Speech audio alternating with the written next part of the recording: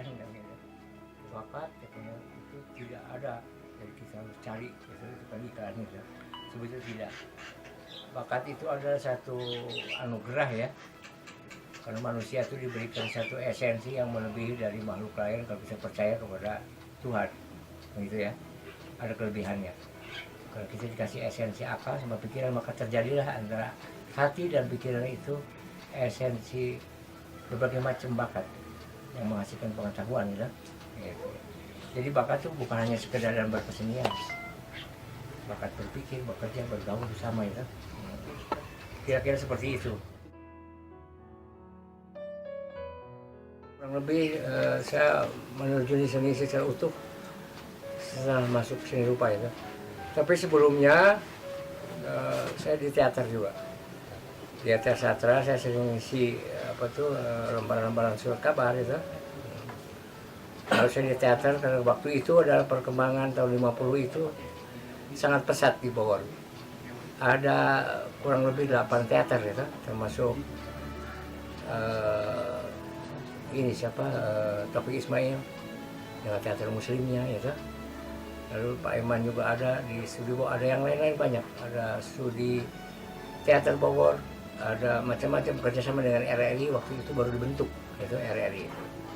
Dan departemen belum ada direktoratnya. Nah, setelah terbentuk maka disalurkanlah. Dulu kedudukan kebudayaan itu adalah Direktorat Jenderal Kebudayaan tingkat 1, tingkat 2 gitu, tingkat 1, tingkat 2. Fungsinya sama dengan wali kota, hanya dia ngurus kebudayaan dan kesenian. Jadi berbeda dengan sekarang. Nah, sekarang menjadi seksi ya, bagian tertentu. Malah sekarang masih ada sedikit rancu masuk ke pariwisata. Gitu. Dan mudah-mudahan bahwa kita nanti punya departemen sendiri masalah kebudayaan, ya. Karena itu berkaitan dengan potensi kita ini kebangsaan.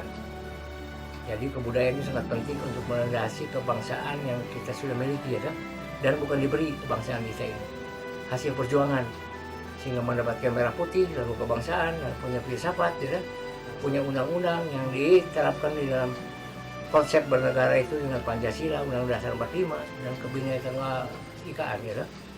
Nah itulah kita selalu dari kongres ke kongres kebudayaan kita mengharapkan itu bisa mengembalikan nilai itu tadi. Ya otomatis karena ketergantungan kita.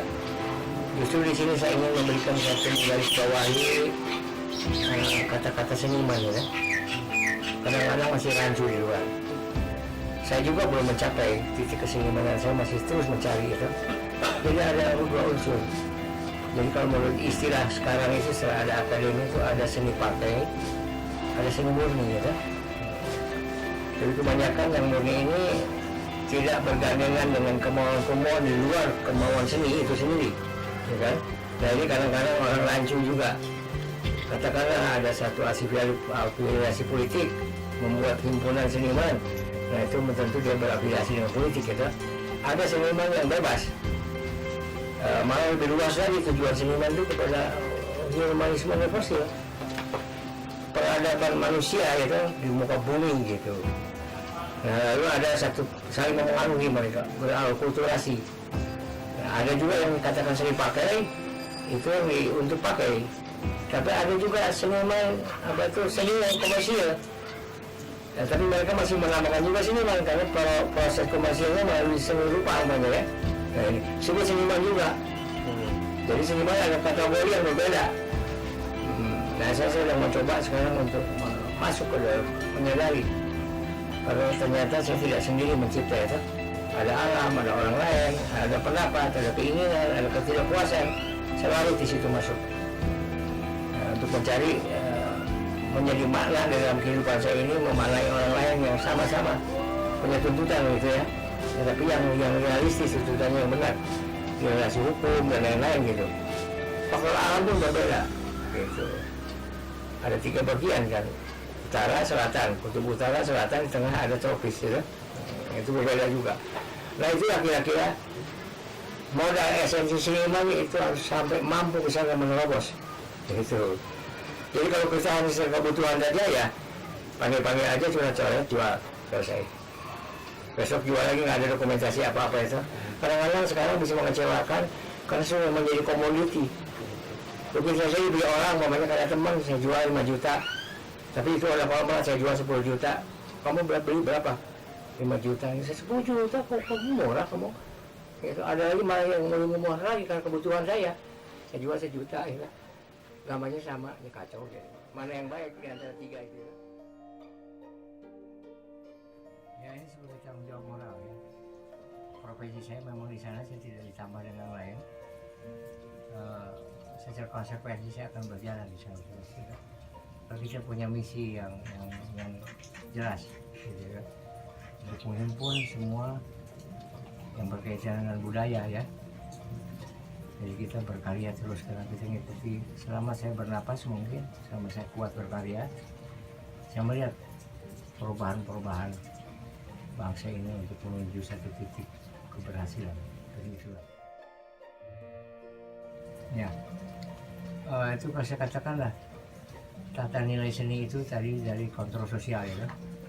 Jadi kalau saya bawa kesenimanan saya kepada opini umum, saya mengharapkan untuk semua masyarakat dari mulai tingkat bawah sampai ke atas, penjabat juga demikian, kontrol sosial.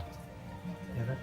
Kita sudah kehilangan kontrol sosial terhadap lingkungan, terhadap keberadaan kita ya kan? Lalu kepada tatanan apapun yang kita lakukan sebagai makhluk gitu, yang disebut insan, yang disebut manusia. Nah itulah sudah hampir kita ini ada di ambang. Tapi saya tidak katakan bahwa itu deadlock atau turun ke bawah, tapi sudah mulai ada kerancuan gitu. Jadi kuncinya dalam kontrol sosial. Gitu. Katakanlah dari mulai narkoba ya, karena itu tidak ada kontrol sosial. Kalau sudah terganggu, moda yang diberikan Tuhan ini hati sama pikiran, maka kita tidak akan menghasilkan satu estetika pemikiran yang dikatakan kontrol sosial tadi untuk melihat esensi yang positif. Jadi kita menjadi melakukan ke depan itu. Ya mudah-mudahan lah himbauan saya ini bisa menjadikan satu bagian direnungkan kembali ya. Jadi kontrol sosial. Apa saja yang harus dikontrol? Segala aspek yang menyangkut kehidupan kita. Dari mulai alam ya, antara siang dan malam, kehidupan kita sehari-hari yang kita membutuhkan. Ada 2 kebutuhan, pengetahuan dan kehidupan, ya kan? Seperti itulah. Yang sekarang saya masuk di impresionisme. Impresionisme itu kesan selintas tentang peristiwa-peristiwa kehidupan yang ada dalam alam, dalam kehidupan manusia, apa saja itu. Sebab akibatnya itu saya jadikan satu sketsa dalam bentuk media karya seni rupa. Nah diantaranya sekarang saya sedang mencoba, tapi saya melalui tahapan-tahapan. Bahwa saya juga impresionisme itu adalah harus kuat sketsa. Nah, sketsa itu dasar melukis di dalam akademi itu kuncinya dalam sketsa ya. Ya, kalau kita membuat objek apapun dari naturalisme, realisme sampai kepada abstrak, itu sketsa itu menjadi kunci. Nah saya juga melampaui tatanan itu tadi. Saya harus bisa melukis baik, saya harus bisa melukis apa adanya seperti yang saya lihat. Tapi setelah saya mendekati kepada objeknya, maka itulah lahir aliran-aliran itu tadi gitu. Nah, di antaranya saya menonton, karena jadi penonton kehidupan. Itulah impresionisme gitu. Nah itu kenapa saya melari ke sana? Ada keprihatinan buat saya. Kita dikenal, kebetulan saya di etnis, saya otodidak mencari antropologi sama etnografi. Saya keliling Indonesia gitu. Saya juga pernah keliling ke, alhamdulillah lah, di Asia ini saya pernah jalan sampai ke daratan Cina gitu. Thailand, daratan Cina, untuk Filipina, Malaysia sama Singapura gitu. Itu menjadi bagian juga rentetan dari kajian antara komunikasi antar negara yang mempunyai latar belakang budaya, kultur ya. Dan itu saya mencoba gitu. Ternyata banyak ada persamaan-persamaan gitu. Yang tanya seperti dalam musik aja, Jepang punya pelok ya, Thailand punya pelok, Cina juga punya pelok, Batak punya pelok, Sunda punya pelok di Pulau Jawa ini itu musik. Jadi otomatis itu ada rentetan dengan apa itu perbuatan manusia dengan ritme-ritme alam.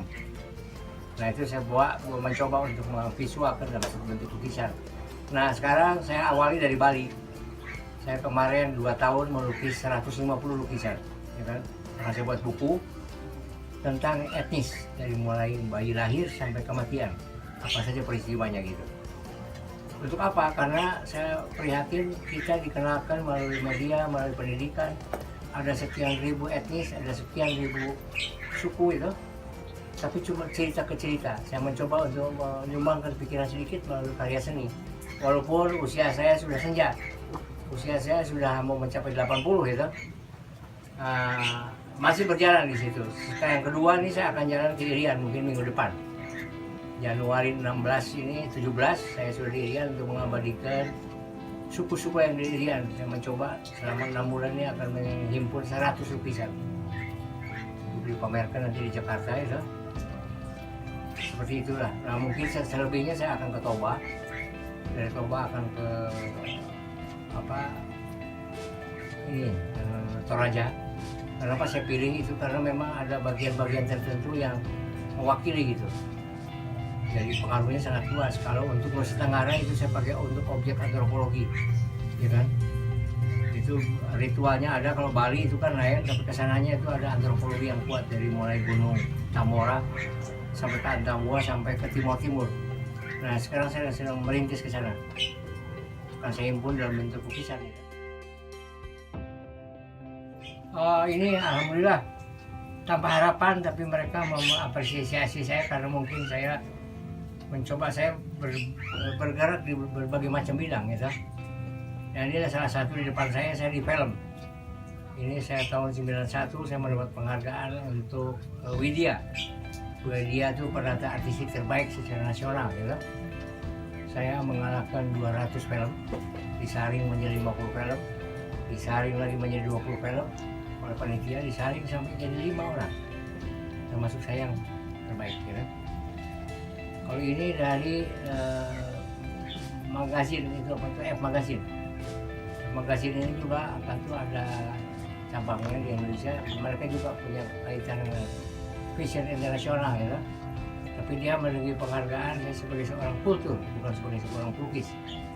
Kalau ini dari alumni teman-teman IKJ yang berhimpun di Bogor, di Pokersen, mereka mengapresiasi terhadap pengabdian yang ini ya. Kalau ini di pemerintah daerah sebagai budayawan utama itu.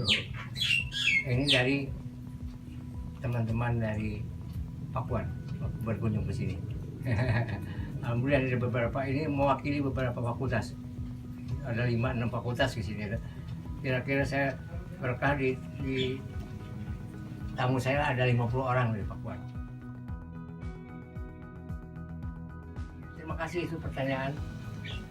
Ada satu persyaratan modal untuk menjadi seorang seniman yang betul-betul seniman ya. Saya katakanlah saya mulai dari ukuran dunia ya kan? Picasso itu adalah yang paling kreatif, yang dilahirkan di muka bumi menjadi seorang pelukis. Dia menghasilkan 10.000 lukisan yang berbeda. Kalau untuk ukuran Indonesia, nah ini sangat, kita juga berbangga karena kita itu pengaruh dari luar, tapi kita juga mampu mencapai prestasi. Yang tertinggi adalah Zaini, almarhum ya. Zaini kreativitasnya 2.500. Nah setelah itu rankingnya turun. Nah rankingnya kepada itu yang maksud saya kreativitas yang murni, bukan plagiat, bukan nyontoh atau diulang ya, tidak diulang. Nah itu lalu sampai kepada Pak Avani. Pak Avani itu sekitar 2.000-an lah, ya, mungkin kurang. Ke Pak Sukoharjo makin turun, karena dia sering mendapatkan order ya toh. Jadi dia bukan atas keinginannya gitu, atas keinginan orang lain untuk melukiskan saya yang melukis. Nah kalau seperti Pak Avani, Jaini dan masih banyak pelukis-pelukis kita yang menghasilkan karya-karya murni tapi belum dimasukkan dalam kategori rankingnya ya toh, gitu. Tapi saya sekarang sedang mencoba juga untuk tidak melukis dua kali. Kepada Pak Raden Atang Supriyata, di pengajar di budaya komunikasi ya, telah mengirimkan siswa-siswanya ke sini untuk sharing lah tentang kultur ya. Mudah-mudahan pertemuan ini bisa menjadikan satu bagian sumbangan kecil ya kan? Untuk menambah satu wawasan pengetahuan walaupun kita waktunya sangat singkat, dan mungkin saya juga mohon maaf ketidakteraturan saya dalam memberikan informasi. Perguruan tinggi yang mampu memberikan sumbangan besar untuk kepentingan bangsa dan negara. Sekian, wassalamualaikum warahmatullahi wabarakatuh.